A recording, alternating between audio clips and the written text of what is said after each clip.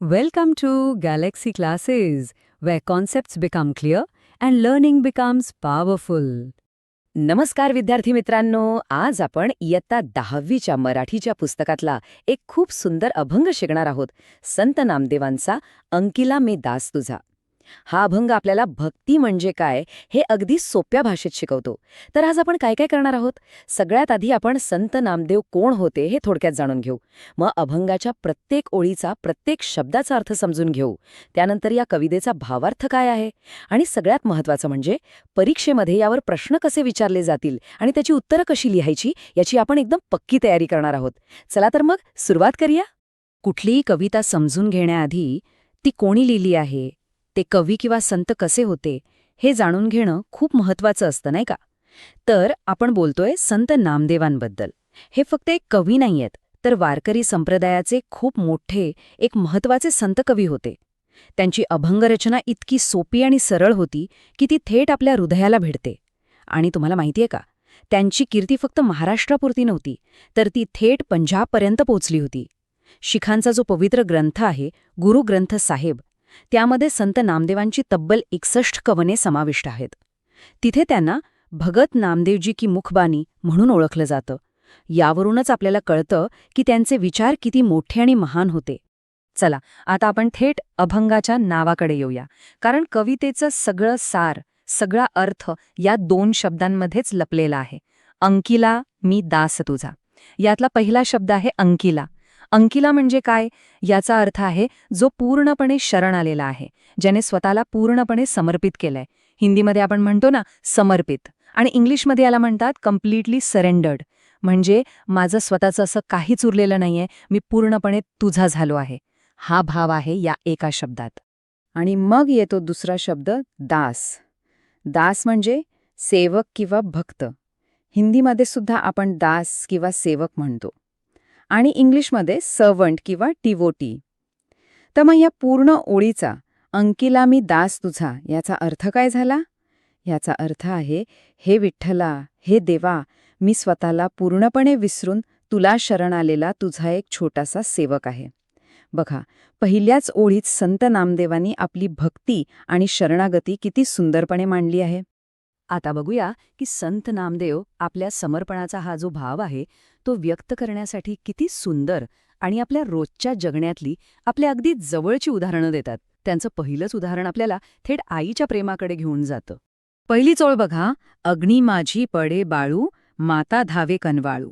जरा कल्पना करा, एक लहानसं बाळ आहे, खेळता खेळता ते चुकून आगीत पडतं. अशा वेळी त्याची आई काय करेल?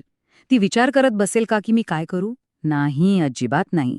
ती एका क्षणाचाही विचार न करता प्रचंड ममतेने, करुणेने आपल्या बाळाला वाचवण्यासाठी धावेल. यहाँ संत नामदेव कहते हैं कि जैसे कोई छोटा बच्चा आग में गिर जाता है तो उसकी माँ बिना एक पल सोचे दया से भरकर उसे बचाने के लिए दौड़ पड़ती है. इथे शब्द वापरला आहे अग्नी माझी. याचा सरळ अर्थ आहे आगीमध्ये. हिंदीमध्ये म्हणायचं तर आग में, आणि इंग्लिशमध्ये इन द फायर. हा शब्द त्या संकटाची तीव्रता दाखवतो. म्हणजे ते संकट किती मोठं आहे हे यातून कळतं. आणि आईसाठी वापरलेला शब्द तर त्याहूनही सुंदर आहे, कनवाळू. कनवाळू म्हणजे अत्यंत दयाळू, ममताळू, प्रेमळ. हिंदीमध्ये आपण म्हणू शकतो दयालू किंवा ममतामयी. इंग्लिशमध्ये कंपॅशनेट. आईचं प्रेम हे फक्त प्रेम नाहीये, तर ती एक कनवाळू भावना आहे जी स्वतःच्या जीवाची पर्वा न करता आधी बाळाचा विचार करते. हा शब्द आईच्या निस्वार्थ प्रेमाचं अगदी अचूक वर्णन करतो. तर या ओळीतून संत नामदेवांना नेमकं काय सांगायचं आहे? बघा, आईचं प्रेम हे जगातलं सगळ्यात शुद्ध नातं मानलं जातं. ती स्वतःच्या जीवाची पर्वा करत नाही. हाच भक्तीचा भाव आहे. नामदेव म्हणतात की देवा, तुझं प्रेम पण असंच हवं. जशी ती आई धावते तसंच तू माझ्यासाठी धावून यायला हवं. परीक्षेमध्ये जर तुम्हाला या ओळीचा अर्थ विचारला तर आईच्या वात्सल्याचं उदाहरण देऊन संत नामदेव देवाकडून तशाच प्रेमाची अपेक्षा करतायत हे तुम्हाला स्पष्ट करावं लागेल. आणि पुढच्याच ओळीत नामदेव हे उदाहरण थेट स्वतःशी आणि विठ्ठलाशी जोडतात. ते म्हणतात, तैसा धावे माझिया काजा, अंकिला मी दास तुझा. म्हणजे, हे देवा, जशी ती आई आपल्या बाळासाठी धावली ना, अगदी तसाच तू माझ्या कामासाठी, माझ्या मदतीसाठी धावून ये. आणि का धावून ये? कारण मी तुझा अंकिला दास आहे. मी तुला पूर्णपणे शरण आलेला तुझा भक्त आहे. इथे तैसा हा शब्द खूप महत्वाचा आहे. याचा अर्थ आहे तसाच किंवा त्याचप्रमाणे. हिंदीमध्ये आपण म्हणतो वैसेही किंवा उसी तरह आणि इंग्लिशमध्ये इन द सेम वे. हा शब्द आईच्या उदाहरणाला आणि नामदेवांच्या विनंतीला जोडणारा एक पूल आहे, एक ब्रिज आहे. आणि काजा म्हणजे कामासाठी, हिंदीत काम केलीये किंवा मदत केलीये, इंग्लिशमध्ये फॉर माय सेक. आता इथे माझं काम म्हणजे काय, तर ह्या संसाररूपी संकटातून मला वाचवण्याचं काम. आणि त्यासाठी ते देवाला विनंती करत आहेत. या 2 ओळींमधला विश्वास बघा, हाच या कडव्याचा खरा अर्थ आहे. संत नामदेवांना 100% खात्री आहे की त्यांचा विठ्ठल त्या आईप्रमाणेच त्यांच्यासाठी धावून येईल. हीच खरी श्रद्धा आहे. जसं लहान मुलाला खात्री असते की संकट आलं की माझी आई मला वाचवणारच, तसाच विश्वास नामदेवांचा विठ्ठलावर आहे. परीक्षेसाठी हा भावार्थ खूप महत्वाचा आहे. यात शरणागती आणि दृढ विश्वास हे 2 मुद्दे तुम्ही नक्की लिहा. आईच्या वात्सल्याचं फक्त एकच उदाहरण देऊन नामदेव थांबत नाहीत. ते आपल्याला निसर्गात घेऊन जातात आणि दाखवतात की हे निस्वार्थ प्रेम, ही माया सृष्टीच्या प्रत्येक कणामध्ये भरलेली आहे. चला बघूया पुढचं उदाहरण. आता जरा डोळ्यासमोर एक घरटे आणा आणि त्यातून खाली जमिनीवर पडणारं एक लहानसं पिल्लू. ओळ आहे, सवेंच झेंपावे पक्षिणी, पिली पडतांची धरणी. म्हणजे ते पिल्लू जमिनीवर पडायच्या आतच सवेंच म्हणजे लगेच तत्काळ त्याची आई ती पक्षिणी क्षणात झेप घेते आणि त्याला वाचवते. यहाँ एक पक्षी के बच्चे का उदाहरण है. जैसे ही वो बच्चा घोंसले से जमीन पर गिरने लगता है, उसकी माँ तुरंत झपट्टा मारकर उसे बचा लेती है. इथे झेंपावे हा शब्द खूप सुंदर आहे. याचा अर्थ आहे झेप घेणे. हिंदीत आपण म्हणू शकतो झपट्टी आहे आणि इंग्लिशमध्ये टू स्वूप डाऊन. या शब्दात एक वेग आहे, एक गती आहे. ती पक्षिणी विचार करत बसत नाही, ती लगेच ॲक्शन घेते. नामदेवांना म्हणायचंय की देवा तू सुद्धा माझ्या मदतीला असंच लगेच यायला हवंस. आणि ते पिल्लू कुठे पडतंय? धरणी म्हणजे जमिनीवर. हिंदीमध्ये जमीन पर, इंग्लिशमध्ये ऑन द ग्राउंड. पण त्याची आई त्याला जमिनीवर पडूच देत नाही. या उदाहरणातून नामदेव देवाच्या तत्परतेबद्दल बोलत आहेत. ते म्हणतात, हे विठ्ठला, मी सुद्धा या संसाररूपी संकटात सापडलेल्या त्या पिल्लासारखाच आहे. तू त्या पक्षिणीप्रमाणे धावून ये आणि माझं रक्षण कर. The protective instinct of a mother bird is compared to God's protective nature. या उदाहरणाचा भावार्थ काय आहे? तर जसं ते पिल्लू असहाय्य आहे, वल्नरेबल आहे, तसाच भक्तसुद्धा या जगात एकटा आणि असहाय्य आहे. त्याला देवाच्या संरक्षणाची गरज आहे. जशी पक्षिणी आपल्या पंखांखाली पिलाला सुरक्षित ठेवते, तसंच देवा तू तुझ्या कृपेच्या छायेत मला सुरक्षित ठेव, अशी प्रार्थना नामदेव करत आहेत. परीक्षेमध्ये पक्षिणीच्या उदाहरणातून कोणता भक्तिभाव दिसतो असं विचारल्यास संरक्षणाची भावना आणि देवाच्या तत्परतेवरील विश्वास हे 2 मुद्दे खूप महत्वाचे आहेत. आता पुढचं उदाहरण तर आपल्या सगळ्यांच्या ओळखीचं आणि खूपच प्रेमळ आहे. भुकेले वत्सरावे, धेनू हंबरत धावे. वत्सरावे म्हणजे गाईचं वासरू, अ काफ. जेव्हा ते वासरू भुकेलेलं असतं आणि आपल्या आईला आवाज देतं, तेव्हा त्याची आई धेनू म्हणजे गाय, हंबरत म्हणजे आवाज करत त्याच्याकडे धावत सुटते. इथे धेनू हा शब्द वापरलाय, ज्याचा अर्थ आहे गाय. हिंदीमध्ये सुद्धा गाय आणि इंग्लिशमध्ये काऊ. आपल्या भारतीय संस्कृतीत आपण गाईला गोमाता म्हणतो. तिच्यातलं प्रेम, वात्सल्य हे आईच्या प्रेमाचंच प्रतीक मानलं जातं. त्यामुळे हे उदाहरण भक्तिभाव दाखवण्यासाठी अगदी परफेक्ट आहे. आणि ती गाय फक्त धावत नाही, ती हंबरत धावते. हिंदीत आपण म्हणू शकतो रंभाते हुए, इंग्लिशमध्ये मूइंग. तो जो आवाज आहे ते हंबरणं तिच्या आतल्या प्रेमाचा, काळजीचा पुरावा आहे. It shows her deep emotional connection.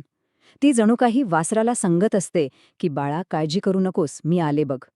ह्या ओळीचा भावार्थ असा आहे की संत नामदेव म्हणतात, हे विठ्ठला, माझी प्रार्थना, माझा धावा म्हणजे त्या भुकेल्या वासराची हाक आहे. आणि जशी ती गाय त्या हाकेला उत्तर देत धावते, तसंच तू माझ्या प्रार्थनेला उत्तर दे आणि माझ्याकडे धावून ये. My prayer is like the call of the calf and your response should be like the running cow. हा दृढ विश्वास यातून आपल्याला दिसतो. परीक्षेमध्ये या ओळीतील वात्सल्य भक्ती स्पष्ट करा असा प्रश्न येऊ शकतो. आत्तापर्यंत आपण प्रेम आणि वात्सल्य पाहिलं. आता नामदेव आपल्याला संकटाची तीव्रता आणि त्या परिस्थितीत आईच्या मनात जी चिंता असते त्याची जाणीव करून देतात. पुढची उदाहरणं थोडी अधिक गंभीर आहेत आणि ती भक्तिभावाला एका वेगळ्याच उंचीवर घेऊन जातात. पुढचं चित्र तर खूपच गंभीर आहे. वणवा लागलासे वणी, पाडस चिंतित हरणी. विचार करा, वणी म्हणजे जंगलात, वणवा लागला आहे म्हणजे मोठी आग लागली आहे. आणि अशा भयंकर परिस्थितीत एक हरणी म्हणजे मादी हरणी, तिला स्वतःच्या जीवाची चिंता नाहीये, तर आपल्या लहानग्या पाडसाची, आपल्या बाळाची चिंता लागली आहे. वो अपने बच्चे के लिए बहुत चिंतित आहे. वणवा म्हणजे जंगलात लागलेली मोठी आग. हिंदीमध्ये जंगल की आग आणि इंग्लिशमध्ये फॉरेस्ट फायर. हा शब्दच त्या संकटाची भीषणता दाखवतो. It symbolises a huge life threatening problem.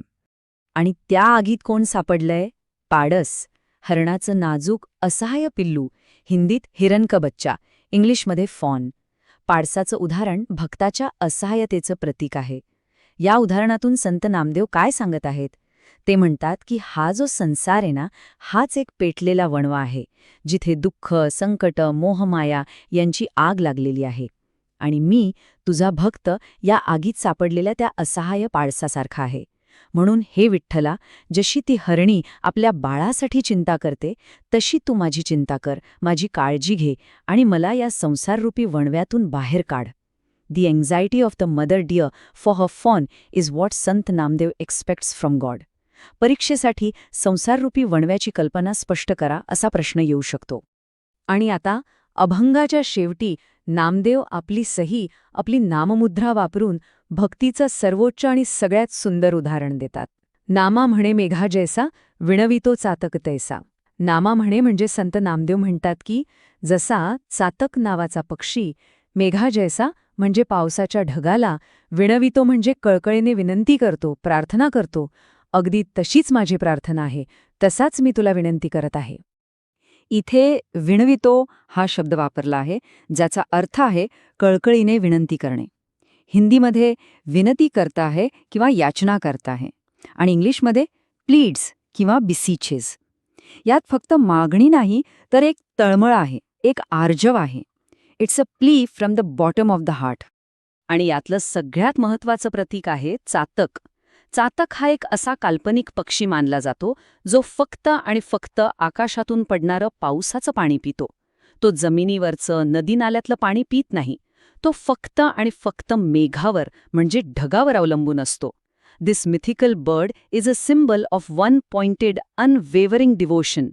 हे उदाहरण म्हणजे भक्तीचं शिखर आहे, द क्लायमॅक्स ऑफ डिवोशन.